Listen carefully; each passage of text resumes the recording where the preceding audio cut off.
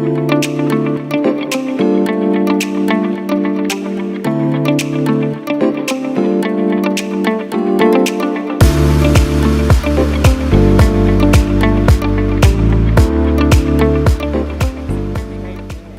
project description should always explain your creative idea in detail and how you'll do it and how you use the opportunity that you're applying for. Clarity is key. You just heard it.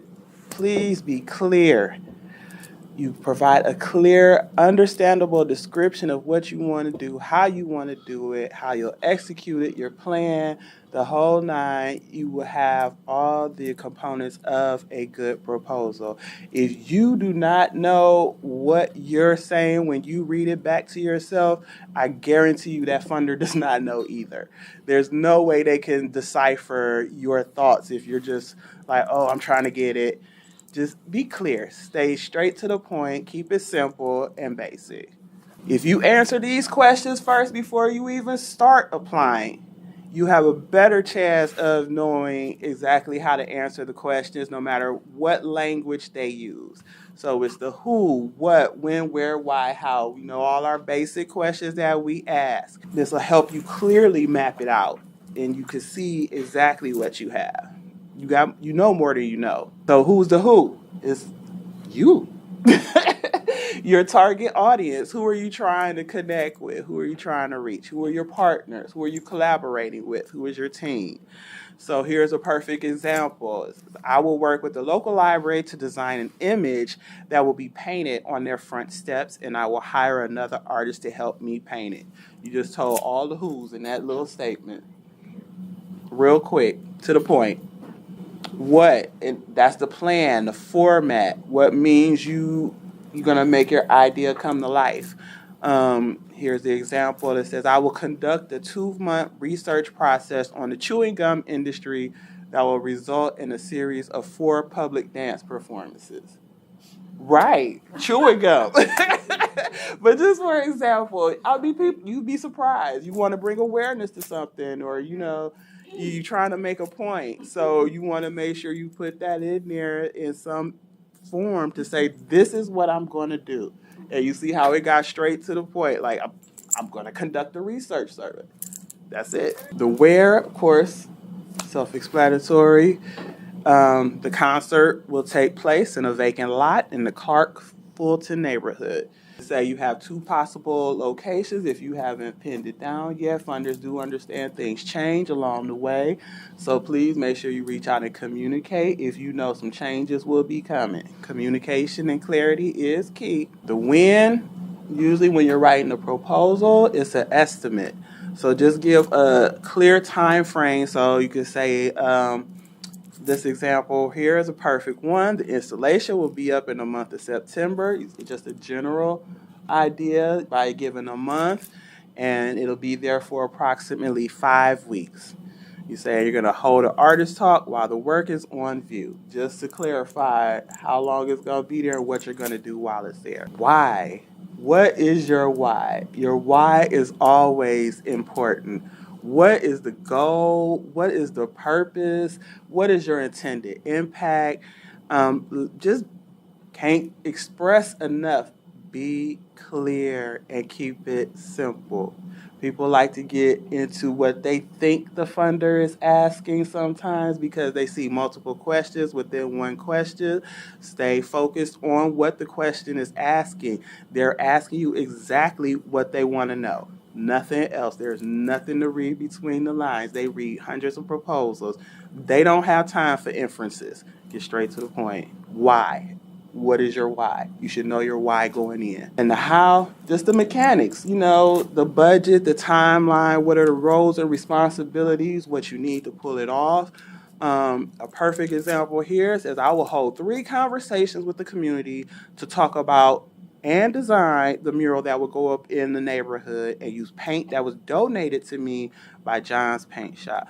Now, you just broke down all of that real quick. Only thing you haven't provided yet is the budget and the timeline. So, is a proposal the same as an LOI? No, it's not. It's not.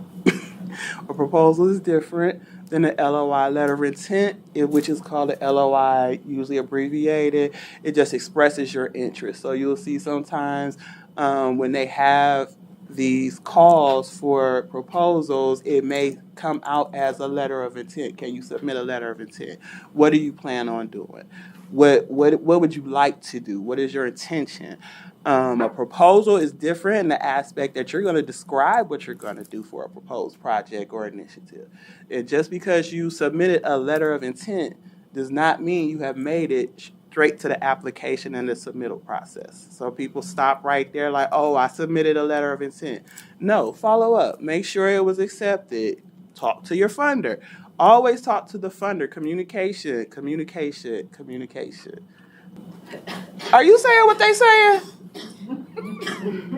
You know, in certain regions, we talk differently. So you got Coke versus pop versus soda. If you go somewhere and you say, can I get a soda? In some places, they'll be like, oh, where you from? Because you're not talking the same language. So make sure you read through their website, talk to your funder again, hear what they're saying. The way you see maybe you're addressing trauma, they may have worded it a little differently, but they're still saying, are you addressing trauma? It may be, say something like, what do you want to bring social awareness to? So the language may change. Look through their website, see what else they funded. Make sure you're speaking the same language. Get on the same page, because you don't want to be talking about pop and they saying Coke. And then we have some tips for your budget and your timeline.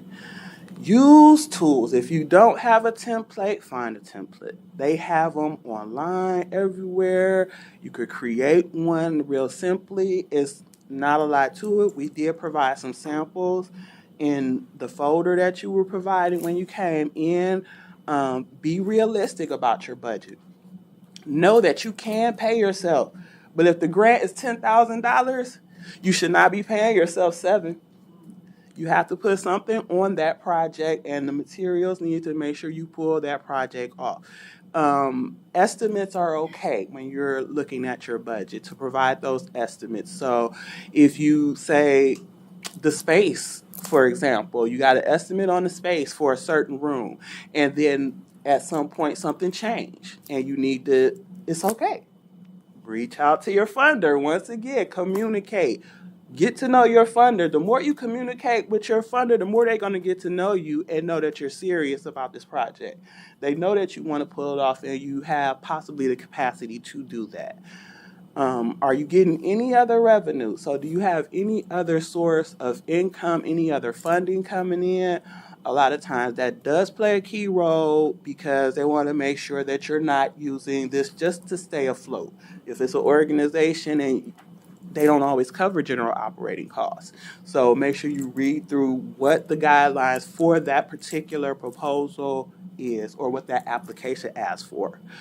Also, in your timeline, you want to make sure you include your major milestones. When your project is going to launch, when you may have people available to do things, the timeline when you plan on starting community engagement, when you plan on starting marketing. All those things play a key indicator in you being able to complete the task and complete the project. And make sure you meet those major deadlines. Share your creative idea in a way that resonates with others. Make sure you are unique. It is relevant to what is being asked, and that you use persuasive writing.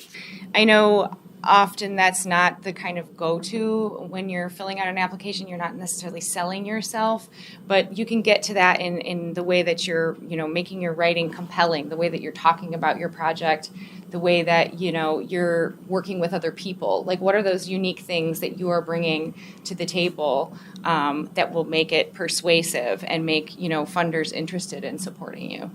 And I'm talking just specifically about grants here, too. We're talking a lot about funders and a lot about grants, but there's all kinds of other opportunities, too, like we were mentioning. So those things like residencies or, even something like the Arts Leadership Residency that Assembly offered, that was a professional development series for artists. So things like that. All of these things apply to that.